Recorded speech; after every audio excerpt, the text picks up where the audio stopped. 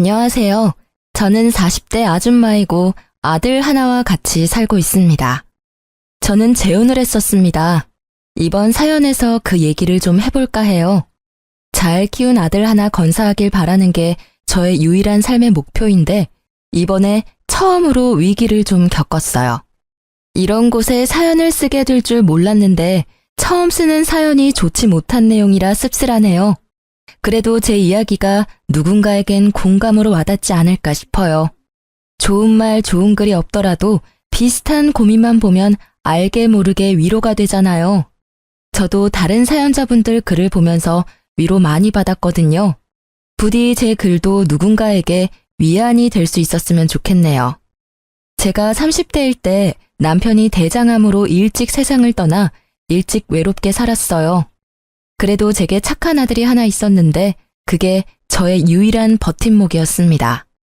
아들은 초등학생일 때부터 제가 혼자 키웠어요. 우리 아들만으로도 제 마음 안이 가득 차는 기분이었지만 그래도 한편으로는 우리 가족이 이렇게 단출해질 줄 알았으면 차라리 애를 2명 낳을 걸 그랬나 싶은 생각도 들더라고요. 저를 위해서라기보단 아들을 위해서 말이죠. 아들에게 저마저 없었다면 어쩔 뻔했나 그런 생각도 많이 들었어요. 제가 죽으면 이 세상에서 혼자가 될 아들에게 미안해서 마음이 아팠던 적 있었거든요. 형제가 있는 게 외동보다 덜 외로울 거잖아요. 하지만 제가 그 사실을 깨달을 수 있었던 건 남편이 세상을 떴기 때문이라서 대비를 하기엔 너무 아무것도 몰랐습니다. 고로 제가 다시 시간을 돌린다고 해도 저는 아들 하나만 낳고 돈 버는 데에 시간을 치중했을 것 같네요. 아무튼 그래서 저는 더 악착같이 살았습니다. 아들이 외롭지 않게 또 부족하지 않게 키우려고 많이 신경 썼어요. 아빠가 되어줄 순 없지만 아빠의 몫까지 해주려고 최대한 노력하며 살았습니다. 그 덕분인지 우리 아들은 정말 평범하고 착실하게 지내주었어요. 저는 아들이 미래에 대단한 사람이 되길 원하지도 않았고 대단하게 많은 돈을 버는 것도 딱히 원하지 않았어요. 그저 무탈하게 잘 커주고 건강하게 지내는 것만으로 성공하는 거라고 생각했죠. 그렇게 살다가 아들이 결혼까지 하고 저만의 가정을 잘 꾸리기만 한다면 그게 저의 최종 목표나 다름없었죠. 그래서 저는 더 미친 듯이 돈을 벌었어요. 돈벌이가 되는 일이면 체면 상관없이 뛰어들어서 적금을 넣었죠. 제가 가진 게 없으니까 우리 아들이 기 안 죽으려면 그 방법밖엔 없더라고요. 아들이 먼 훗날 결혼할 때 기 죽어서 장가가면 안 되잖아요. 그거 하나만 바라보고 사니까 돈 버는 게 딱히 힘든 줄도 모르고 살 수 있었어요. 저한테는 돈 일절 안 쓰고 차곡차곡 모으는 게 일도 아니었죠. 가난한 제 형편에 그나마 다행이었던 건 아들이 큰 병을 앓은 적이 없다는 건데요. 아무래도 죽은 남편과 제가 아들을 지키려는 집념이 강했기에 하늘이 그 기도를 들어주신 게 아닌가 싶네요. 그런데 제게 뜻밖의 인연이 찾아왔는데요. 그때가 아들을 초등학교 고학년까지 키운 시기였습니다. 제가 당시 어느 동네 빵집에서 일을 했는데 거기 사장님이 저와 비슷한 또래였어요. 사장님이 제게 먼저 관심을 표현해줘서 저도 모르게 마음이 열렸고 그렇게 재혼을 하게 된 거예요. 남편도 재혼인 입장이었던지라 저희는 별다른 예식을 치르지 않았습니다. 그냥 혼인신고만 했죠. 처음엔 남편의 고백이 부담스러웠습니다. 남편도 재혼 입장이었다고 하지만 남편에겐 자식이 없었거든요. 그리고 남편은 번듯하게 운영하는 빵집이 있었으나 저는 무기계약으로 일하는 아르바이트생이라서 누가 봐도 남편이 손해보는 재혼이었습니다. 그런데도 제가 남편의 청혼에 응할 수밖에 없었던 이유는 남편이 저를 많이 사랑해줬던 것도 물론이지만 남편이 우리 아들을 자기 아들처럼 잘해줬기 때문이었어요. 제가 솔직히 친정도 없고 혼자 험한 세상과 부딪혀야 해서 많이 힘들었는데요. 그 순간마다 남편이 큰 도움이 되었습니다. 우리 아들도 아빠가 생겼다고 좋아하더라고요. 새 남편을 금세 아빠로 인정하며 잘 따르는 걸 보고서 재혼을 결심했던 거였죠. 근데 남편이 저의 모든 사정을 이해해줬다고 해서 시모까지 저의 존재를 그대로 받아들일 거란 확신이 없잖아요. 보통은 저처럼 사정이 열악한 며느리를 좋아하는 시모는 없을 겁니다. 그걸 알아서 시모와의 갈등을 단단히 마음먹고 인사를 드리러 갔었는데요. 처음 인사 갔을 때 솔직히 긴장 많이 했는데 의외로 시모 인상이 굉장히 선한 겁니다. 그래도 겉모습을 보고 사람을 판단하는 건 좀 많이 이르니까 끝까지 긴장을 풀지 않고 시모에게 최대한 예의를 갖추려고 했어요. 그런 저의 마음을 눈치챈 건지 시모가 의외로 정말 고마운 말을 해주더라고요. 나는 우리 아들이 2번 다시 장가 못 가고 혼자 쓸쓸히 살다 갈 줄 알았어. 나 죽기 전에 아들 잘 사는 거 못 보고 가나 했는데 정말 고마워. 그런 말씀 마세요. 저야말로 이이가 저랑 아들을 흔쾌히 받아줘서 고마운걸요. 앞으로 어머님께 누가 되지 않도록 잘할게요. 정말 감사합니다. 누가 되긴 무슨? 이렇게 우리 아들 걷어준 것만으로도 내가 근심 걱정이 싹 사라지는데. 그나저나 어머님 소리 듣기 참 좋다. 우리 앞으로 잘 지내보자. 우리 아들이 겉모습만 멀쩡하지 속은 순맹탕이라서 허점이 많아. 그래도 2번 이혼하는 일은 없어야 하지 않겠어? 나한테 하소연하고 이해 좀 해줘. 제가 이 일을 미워할 리가 있나요? 맹탕이라는 건 사실 착하다는 뜻이기도 하잖아요. 저야말로 허점투성이라 이이가 힘들지는 않을지 모르겠어요. 같이 노력하면서 살아야겠죠. 실제 시모는 순진한 분위기를 많이 풍겼습니다. 말을 할 때도 목소리를 잘 못 높였고 모든 게 조심스러웠으며 저를 안쓰럽게 봐주었죠. 저는 그런 시모와 하루빨리 어색함을 풀기 위해서 우리 아들과 남편보다 시모의 편의를 더 봐주기도 했습니다. 그런데 하나 마음에 걸리는 게 있었다면 바로 결혼 자금이었어요. 저한테 목돈이라고 할 만한 돈은 우리 아들 장가 갈 때 주려고 몇 년째 모으고 있던 적금뿐이었습니다. 그런 사정을 남편이 알고 있거든요. 그래서 제가 그 부분에 고민을 나누려고 조심스레 말을 꺼냈더니 남편이 저보고 돈 낼 필요 없다고 하더라고요.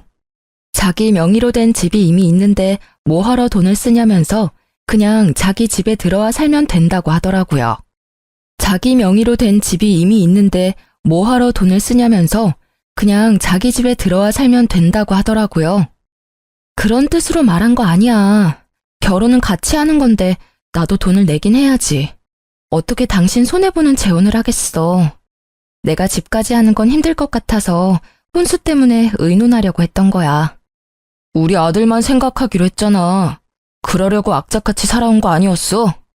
우리가 나중에 이 일을 하고 있을지 어떻게 될지 모르는데 우리 재혼 때문에 아들 미래에까지 피해가 되면 안 되잖아. 제 아들을 생각하는 남편의 마음은 엄마인 저마저도 감동할 정도였어요.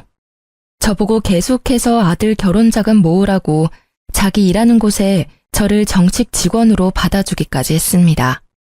결혼했어도 월급이랑 근로복지 혜택까지 챙겨주었죠. 그런 고마운 남편의 마음 덕분에 저는 재혼하는 데에 돈을 거의 안 들이게 되었습니다. 그렇다고 받기만 할 순 없었어요. 저는 우리 아들한테 드는 돈만큼은 제가 책임지려고 했어요. 일부러 아들 학교에 필요한 돈이나 개인적인 용돈 등 그런 부분은 남편한테 말조차 안 했습니다. 하지만 남편이 그걸 미리 눈치채고서 저 몰래 아들한테 용돈을 주더라고요. 너무 미안해서 남편과 가게에 단 둘이 있는 시간을 이용해 남편에게 얘기를 한 적도 있었어요. 우리 아들 신경 써줘서 너무 고마운데 애 용돈 안 챙겨줘도 돼. 내가 이미 주고 있는데 뭐하러 2번 줘. 애 버릇 들면 어쩌려고. 버릇 들 만한 애가 아니던데 뭘. 그리고 이젠 내 자식이기도 해. 내가 내 자식한테 용돈 주고 싶다는데 왜 그래? 이러면 나 당신이랑 아들 사이에서 소외받는 것 같단 말이야. 전 남편을 여의고 아들 앞에서 늘 대담한 엄마인 척했지만 사실 저도 사람인지라 늘 무섭고 힘들고 의지할 곳이 필요했거든요. 지금 남편을 보면서 하늘이 저를 불쌍하게 여겨 천사를 보내줬다는 생각까지 했었어요. 재혼인데도 이런 남편을 얻었다는 것이 제게는 굉장한 축복이었습니다. 남편만이 제게 잘한 것도 아니었어요. 시모마저도 제게 많은 노력을 보여주셨어요.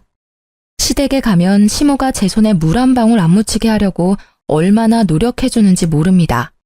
정말 몸둘 바를 모를 정도였죠. 재혼을 하고 나니 제게도 기댈 수 있는 가족이 생겨서 그런가 어느 순간부터 마음이 꽉 찬 느낌을 받기도 했어요.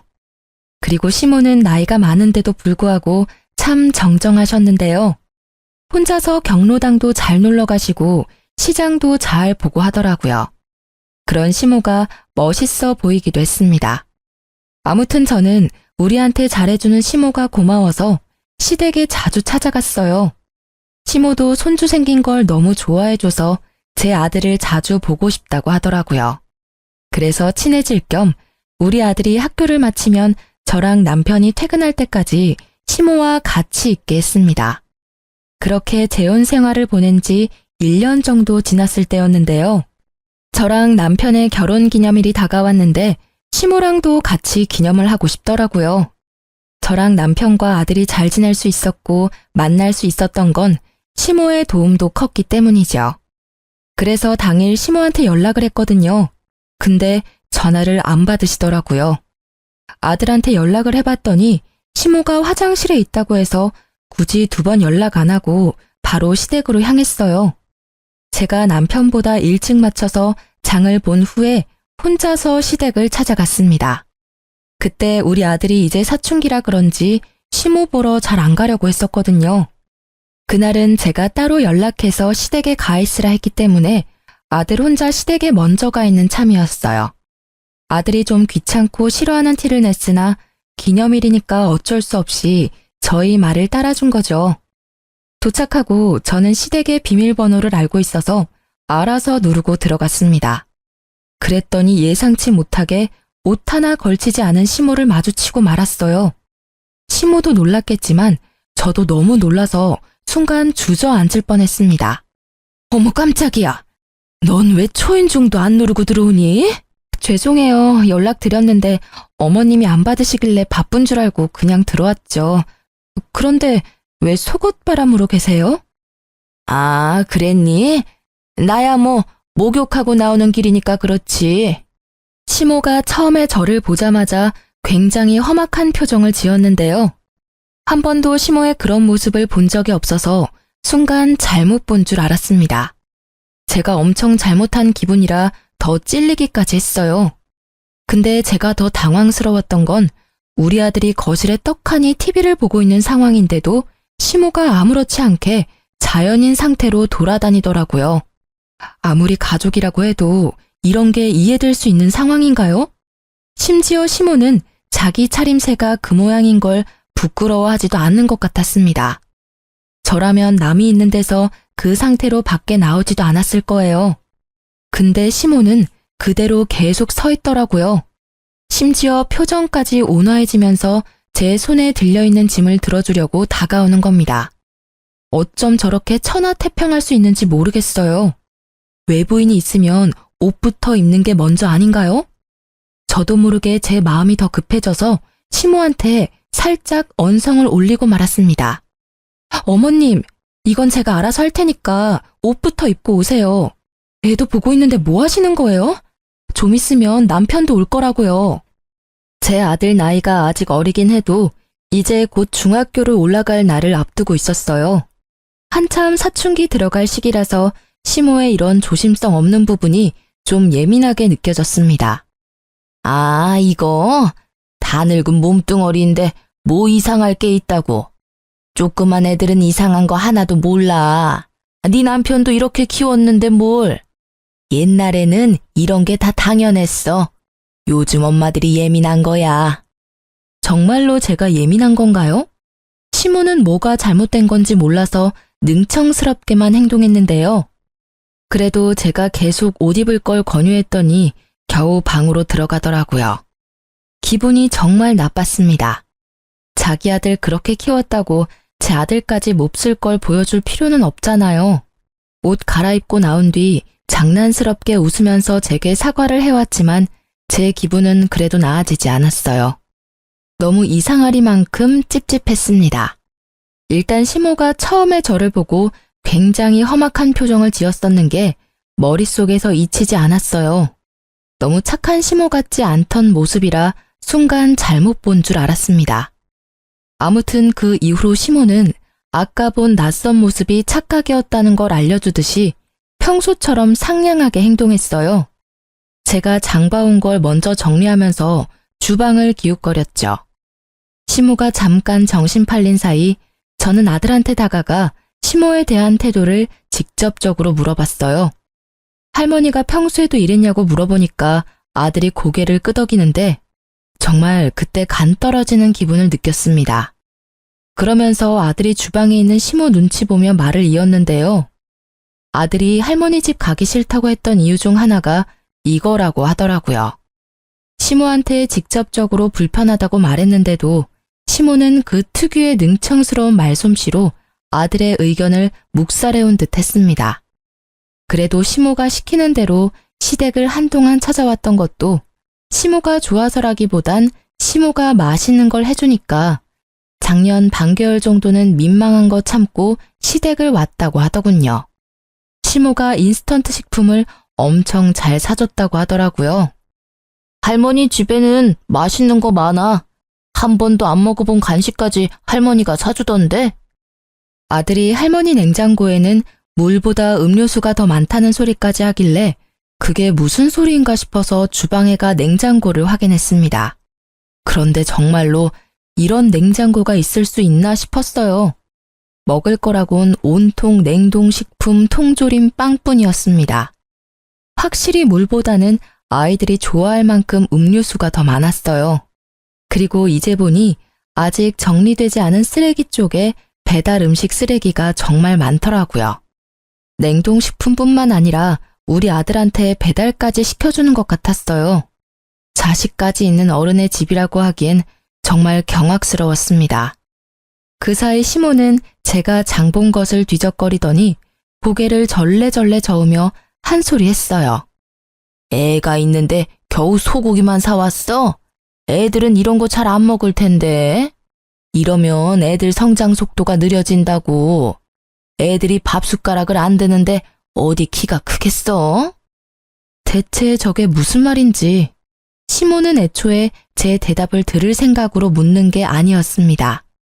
이미 자기만의 답을 정해놓고 아들한테 직접 물어봤어요.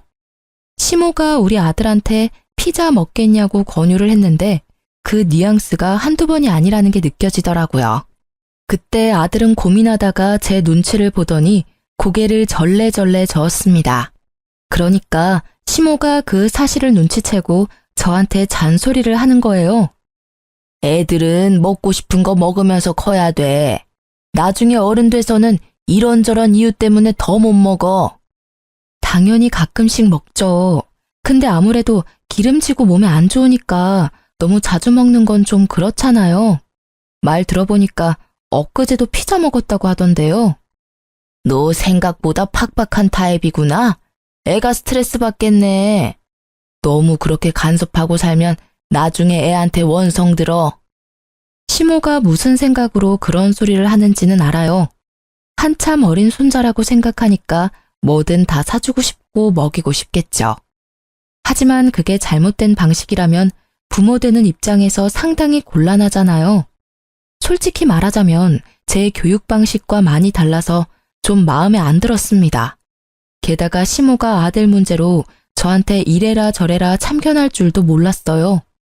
그런데 그게 시모의 이상한 고집으로 이어질 거란 생각도 못했습니다.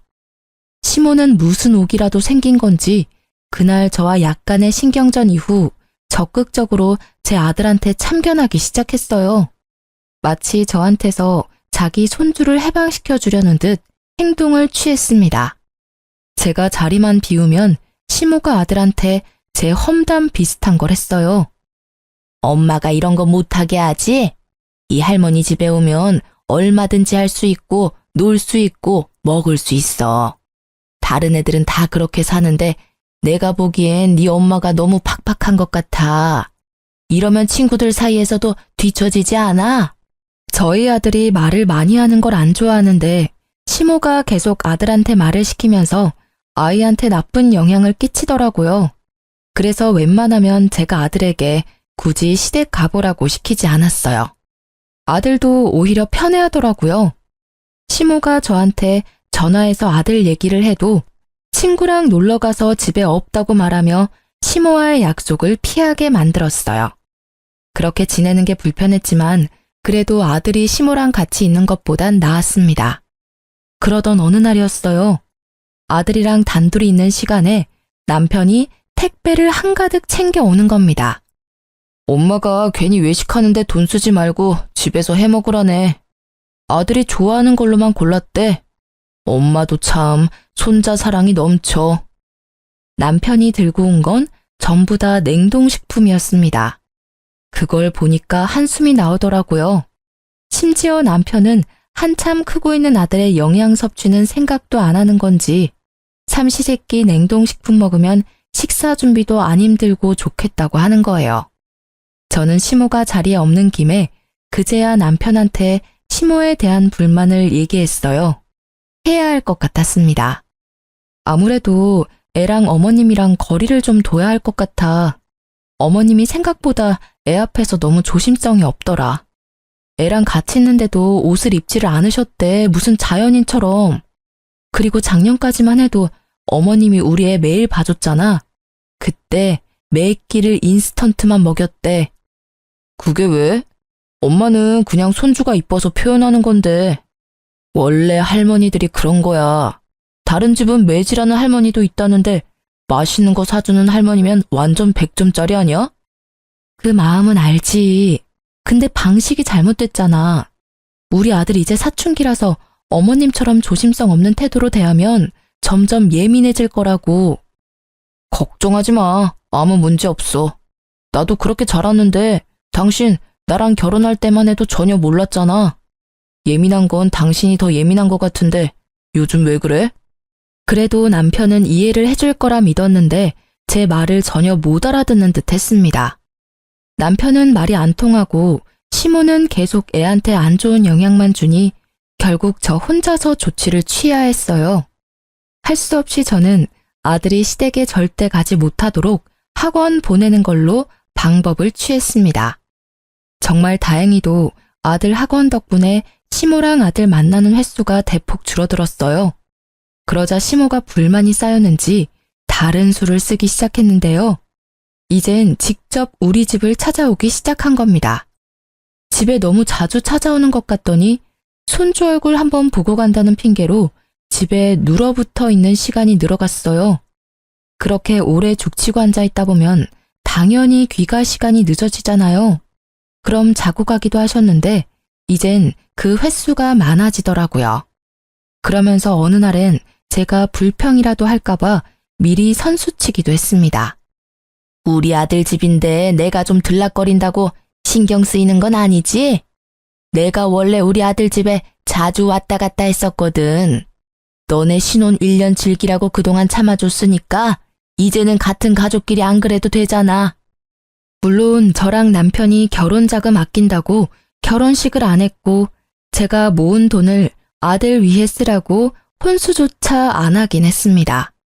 제가 남편과 부부이지만 어떻게 보면 남편 집에 얹혀 사는 게 맞아요. 하지만 그렇다고 이미 가정이 생긴 집안에 멋대로 들락날락 하는 게 말인가요? 재혼하고부터는 엄연히 저랑 남편의 집이잖아요. 대체 왜 시모가 1년 정도는 봐줬다고 생색을 내는 걸까요? 시모는 집도 따로 있으면서 자기 아들 집까지 자기 집이라 생각하는 것 같았습니다. 시모가 한마디 두마디 할 때마다 얼마나 뻔뻔하게 들렸는지 몰라요. 자기가 뭘 실수하고 있는지도 전혀 모르는 얼굴이었는데 그게 은근히 사람 속을 터지게 했습니다. 여기서 제가 불평하면 저만 이상한 사람이 되는 거였어요. 시모가 상황을 그렇게 만들어 갔으니까요. 무엇보다 시모가 제 아들 일에 참견하는 걸 넘어서 남편에게도 만만치 않게 신경 쓰기 시작했는데요. 점점 시모 위주로 돌아가기 시작하는 집안 분위기를 보면서 우리 가족이 잘못될까봐 그게 제일 무서웠습니다. 일단 남편한테는 자기 아들이니까 이래라 저래라 제 입맛에 맞도록 지시를 많이 했고요. 우리 아들한테는 자기 손주니까 나이 많은 자기가 멋대로 키우려고 이렇게 저렇게 시켰죠.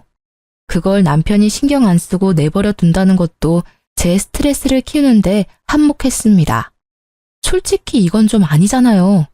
그래서 저는 참다 남편을 따로 불러서 시모가 우리 집에 자주 오는 걸 불편하다고 얘기했습니다.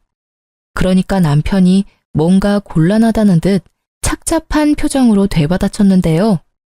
엄마가 혼자 지내기 외롭다고 합가하지. 내가 그러자고 했어. 얼마 전에 부동산한테 얘기해서 엄마 집 정리 중이야. 뭐? 그걸 왜 나한테 한마디 말도 없이 마음대로 진행해? 당신도 엄마랑 지내는 거 좋아했잖아. 엄마한테 자주 찾아가길래 그럴 바엔 같이 사는 게 낫겠다고 생각했지. 그건 옛날 일이지. 지금은 어머님이 우리 애한테 이상한 영향 끼쳐서 불편하단 말이야. 어머님이랑 우리 애 안 마주치게 하려고 내가 일부러 학원까지 보냈는데 말이 이상하다. 우리 엄마가 무슨 짓을 했다고 그렇게까지 소외시켜. 그리고 여기 내 집이야. 당신도 우리 집에 얹혀 살고 있는 입장인 거 몰라? 내가 내 집 마음대로 사용하겠다는데 왜 불만을 가져? 이게 무슨 청청병력 같은 소리일까요? 시모가 합가 제안을 한 것만으로 충격인데 저에게 선택권도 없이 남편 마음대로 시모와의 합가를 준비하고 있었다는 것은 그야말로 배신이나 다름없다고 느꼈습니다. 이것도 제가 예민한 걸까요? 남편은 어차피 우리 둘 다 일하러 나가는데 아들이 혼자 집에 있으면 저녁 챙겨줄 사람 없으니까 시모가 있는 게 좋지 않냐고 하더라고요.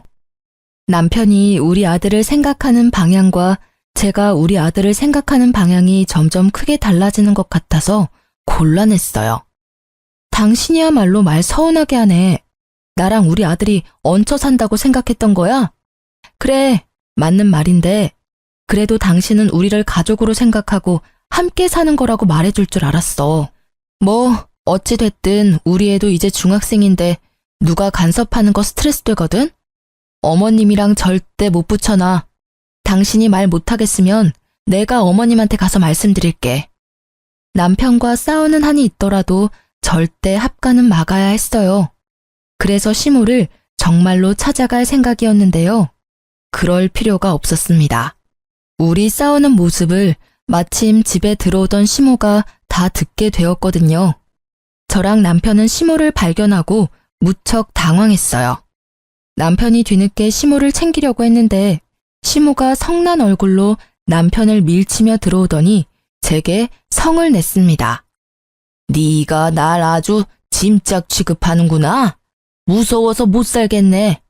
내가 어디 네 아들 잡아먹을까봐 그러는 거니? 그동안 속으로 나를 끔찍하게 욕했겠네. 늑다리 할망구가 어줍잖게 가족이라고 설쳐대서 보기 싫었겠다. 그래, 네 소원대로 내가 꺼져줄게. 시모는 그대로 삐쳐서 집을 나가버렸습니다. 남편이 이 모든 게 저 때문이라고 생각이 들었는지 화가 나서 저를 째려보다가 시모를 쫓아나갔어요. 그리고 그날 남편은 시모를 달랜다고 시댁에서 잠을 잤죠. 결국 합가 얘기는 더 꺼내지 못했습니다. 그러는 동안 시댁 정리는 멈추지 않고 계속 진행이 되었어요. 합가를 앞두고 마음이 너무 심란했습니다. 결국 같이 사는 방법밖엔 없는 것 같은데 이게 혹시 저만 스트레스인 건가 싶어서 아들의 의견이라도 묻고 싶었어요. 그날 밤 아들이 잠자리에 들기 전 아들 방에 찾아가 대화를 좀 나눴습니다. 그러다 아들 입을 통해서 알게 된 당황스러운 사실이 있었어요. 이건 제가 전혀 예상하지 못했던 일들이었습니다. 아들이 제게 말을 할까 말까 망설이다가 겨우 해준 얘기였거든요. 사실 할머니가 엄마 모은 돈을 자꾸 탐내는 것 같아. 나 할머니 싫어. 할머니가 계속 엄마 몰래 엄마 적금 통장 비밀번호도 알아오라고 해.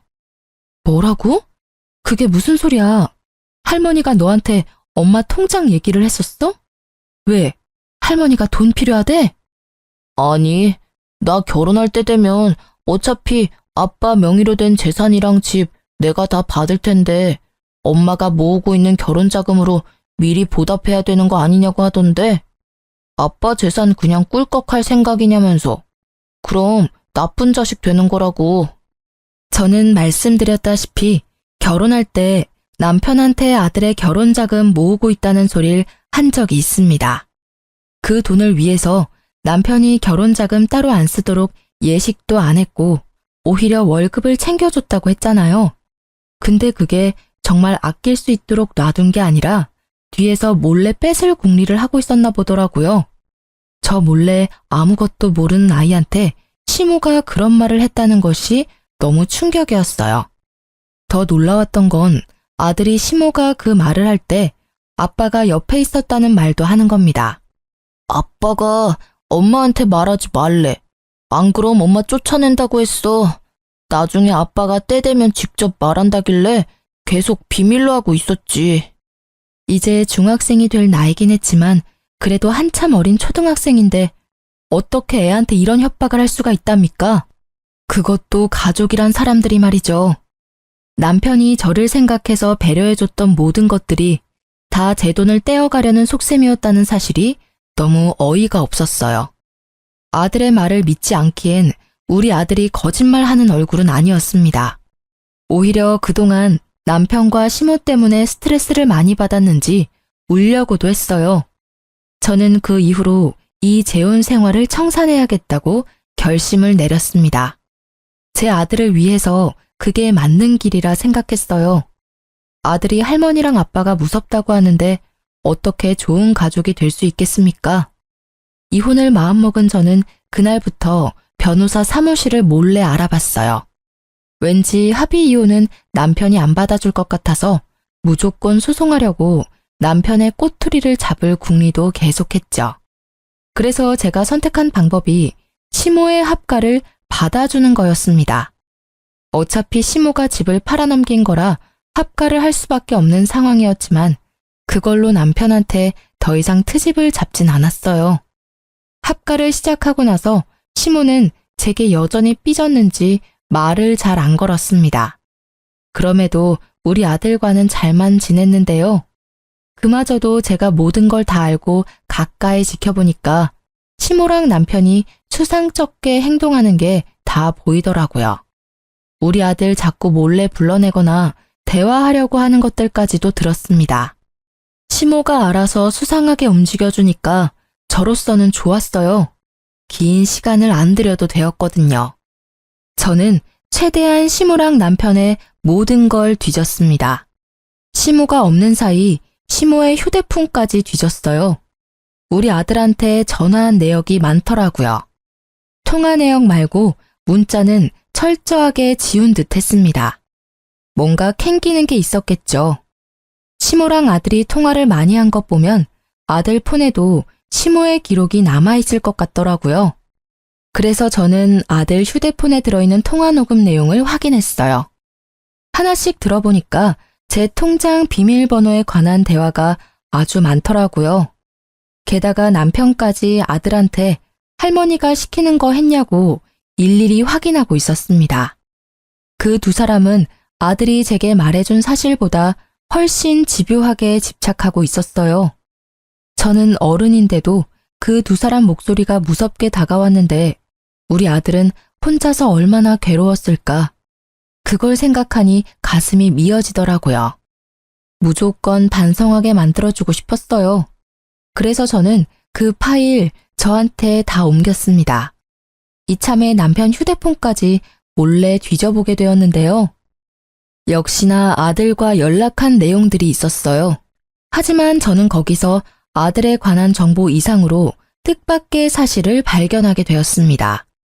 남편이 불륜을 저지르고 있단 걸 알았어요. 채팅방에 불륜의 증거가 가득하더라고요. 자기보다 20살이나 어린 여자들에게 마치 솔로인 척 30대인 척 하면서 사기치고 연락을 주고받는 내용을 확인했습니다. 심지어 모르는 남의 사진까지 사칭해서 자기 얼굴인 척 사진을 주고받았더군요. 차마 눈 뜨고 보지 못할 사진들을 훑어보면서 화가 치밀어 올랐어요.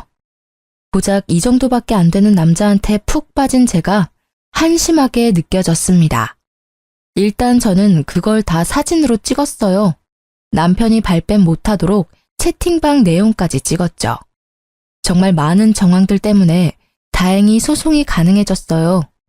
그제야 저는 아들과 따로 살 작은 원룸까지 찾기 시작했고 이삿짐을 하나하나 정리하기 시작했습니다. 그리 큰 짐은 안 챙겼고요. 중요한 물건이랑 아들 것만 따로 챙겼어요. 아들한테만 우리의 사정을 설명해 준 뒤에 남편이랑 시모 몰래 야반 도주를 하게 되었습니다. 식탁에 이혼 소송장과 메모지만 놓고 나왔어요. 그 사람들이랑 얼굴 보고 인사하고 싶지 않았거든요. 혹시 제가 실수하는 것일까봐 아들한테 한 번 더 물어봤습니다. 다시 이혼을 해도 되겠냐고 미안하다고 하면서 물었더니 아들이 오랜만에 제게 진심 어린 미소를 보여주더라고요. 그냥 괜찮다는 말만 하는데도 아들 표정은 그 이상으로 밝았어요. 아들에게 정말 미안했지만 그래도 아들이 좋아해주니 안심은 되더군요. 전보다 못한 집이었어도 아들이랑 둘만 있으니까 마음이 그렇게 편할 수가 없었어요. 진작에 이렇게 둘이서 살았어야 하는 건데 저의 괜한 욕심 때문에 아들까지 몹쓸 경험을 하게 만든 것 같아서 후회가 되었네요. 아무튼 그 다음날 난리가 날 걸 당연히 예상했습니다. 아침부터 시모랑 남편한테 불나게 전화가 오더라고요. 아들 학교를 알고 있는 그들로부터 완전 숨을 수는 없었기 때문에 전화는 받았어요. 당신 정신 나간 거야? 설마 집 나갔어? 한마디 말도 없이 이게 무슨 무례야. 이혼이라니 뭔 개소리냐고. 결혼이 애들 장난도 아니고 뭐 때문에 이러는지 말을 해야지. 무례가 뭔지 모르는 거야? 너랑 네 엄마가 우리 아들한테 무슨 협박을 했는지 내가 다 알고 있는데 발뺌하겠다고? 너만큼은 안 그럴 줄 알았는데 네가 제일 쓰레기야. 무슨 말도 안 되는 소리를 하고 있어. 네가 괜히 우리 엄마랑 합가하기 싫어서 조작한 거 아니야? 우리가 뭐하러 네 돈을 탐내? 사업장까지 갖고 있는 내가 뭐가 아쉬워서? 그래, 조작인지 아닌지 궁금하면 법정 참석해서 직접 듣고 확인해 보던가. 참, 총각인 척하는 것도 잘 봤어. 아마 네 애인한테도 소장이 갔을 거야. 기본적으로 소장이 갔다는 건 네가 잘못한 게 증명되었다는 소리겠지? 그 소리를 하자 순간적으로 남편이 아무 대답도 못했습니다. 무슨 표정을 하고 있을지 예측이 되어 벌써부터 고소하더군요. 그리고 남편이 당황하니까 제가 더 용기가 생기더라고요. 저를 만만하게 본 남편이 좀 더 시겁했으면 해서 그 순간을 놓치지 않고 말을 이었습니다. 나중에라도 우리 앞에 알짱거리면 네 유일한 밥줄까지 끊어버릴 거야. 소문이란 게 참 무섭잖아? 게다가 거기 동네는 어르신들 많아서 매출 끊기는 걸로 끝나지 않을걸? 돌이나 안 맞으면 다행이지. 저는 마지막까지 우리 아들 건들지 말고 나타나지 말라고 경고하고 끊었습니다. 그랬더니 남편이 겁을 먹었는지 더 이상 전화가 안 왔어요. 그런데 시모가 보통 성격이 아니더라고요. 상황 파악이 안 되는 건지 자기 아들 밥줄 끊기게 하고 싶어서 발악을 하는 겁니다. 시모가 저한테 직접 연락한 게 아니라 우리 아들 학교로 찾아간 거예요.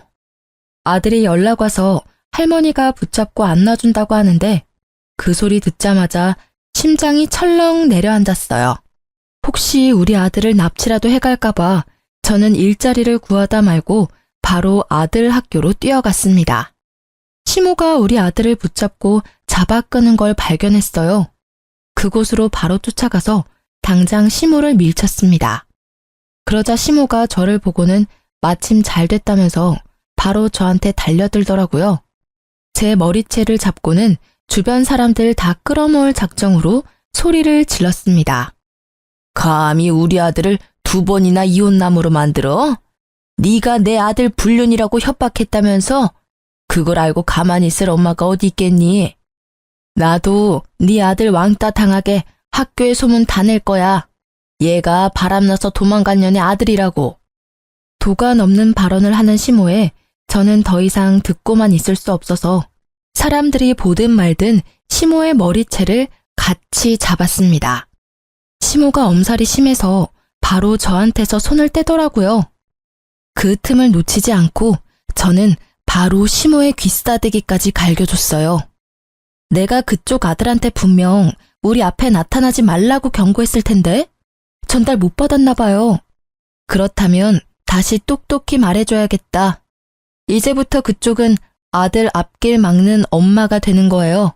엄마 때문에 아들 인생 제대로 쪽나면 아들이 어떻게 나올까 궁금하네요. 이 싹수 없는 것이 감히 어른한테 손찌검을 해? 돈도 없는 거지 주제에 네가 해봤자 뭘 할 수 있다고 난리야. 나라고 가만히 있을 것 같아? 너 사람 잘못 건드렸어. 네, 그럼 어디 해보세요. 어느 누가 더 망가질지 해보면 알겠네요. 저 지금부터 그쪽 아들 인생 제대로 박살내줄 건데 이건 다 그쪽 탓인 거예요? 그대로 아들을 데리고 집으로 돌아온 저는 그날 이후 남편 동네에 직접 찾아가서 빵집 사장이 불륜을 저질러서 이혼 소송 당했다는 사실을 마구마구 퍼뜨렸습니다. 어르신들에게 손수 증거 사진까지 보여주면서 입소문 퍼뜨렸어요. 역시나 말하기 좋아하는 어르신들 덕분에 여기저기 입소문이 터졌습니다. 어르신들은 남편 빵집에 굳이 찾아가서 침을 뱉고 쌍욕하고 손가락질을 했어요. 남편 빵집에서 샀던 빵을 더럽다고 도로 돌려주는 어르신들도 있었습니다. 사실을 모르던 남편은 속수무책 당할 수밖에 없었어요. 빵집 이미지가 제대로 망가져서 남편 가게 매출은 뚝뚝 떨어졌고 남편이 그냥 거리만 지나가도 쓰레기를 처맞는 수준이 되었습니다. 남편은 이렇게 일을 만든 것이 저뿐이라고 생각했는지 저한테 전화가 왔더라고요. 이혼해 주겠다잖아. 이건 약속이랑 다르지. 당신 때문에 동네에서 고개를 못 들고 다닌다고. 어떻게 한 입으로 두 말을 할 수가 있어? 내가 너한테 뭔 짓을 했다고. 넌 아무 짓 안 했지. 네 엄마한테 물어봐. 네 엄마가 갈 때까지 가보자는 식으로 나오길래 나도 갈 때까지 가주겠다고 약속했을 뿐이야. 우리 아들 학교 찾아와서 매달리는 건 진짜 아니잖아. 원망하고 싶으면 네 엄마를 탓해야 될 거야. 아마 남편이 시모한테 가서 엄청나게 따졌을 겁니다. 그럼 시모가 제 탓으로 화살을 돌리면서 변명을 하겠죠. 결국엔 두 사이의 갈등이 산불처럼 불어나서 멀어질 거예요. 제가 진정으로 원하는 결말이네요. 아쉽게도 결말을 두 눈으로 확인하진 못했어요. 두 사람이 급하게 이사를 가는 바람에 그 뒤로는 어찌 사는지 모르거든요. 아마 둘 다 나이가 많아서 새 출발하기는 좀 많이 어려울 겁니다. 그들과 반대로 저는 재산 분할 소송까지 해서 남편 명의로 된 집값까지 조금 얻을 수 있었어요. 작은 원룸에 단기 계약으로 들어가 있었는데 그 기간이 끝나면 전세로 집 하나 구할 수 있을 것 같아요. 현재 아직 단기 계약 원룸에서 지내고 있습니다. 다음 달이면 계약 만기인데 아들 방 하나, 제 방 하나 있는 곳으로 미리 찾아놨어요. 지금 우리 아들이 중학교 입학을 앞두고 있거든요. 집을 그 주변으로 찾아놨는데 우리 계약이 만기될 때까지 자리가 있었으면 좋겠네요. 글을 쓰면서 재혼을 해버린 제 자신을 다시 한번 반성하게 되었습니다. 정말 좋은 시간이었어요. 누군가에게 위로의 말을 듣는 것보다 이렇게 글 쓰는 것만으로도 마음의 정리가 될 줄은 몰랐네요. 앞으로도 정리하고 싶은 일들이 생기면 종종 들려야겠어요. 여러분들도 사연에 한번 도전해보세요. 생각지도 못한 위안을 받게 될 겁니다. 답이 보일 수도 있는 거고요. 그럼 이제 글을 마무리해야겠네요. 들어주신 여러분들 좋은 밤 되시고 시간 내주셔서 고맙습니다.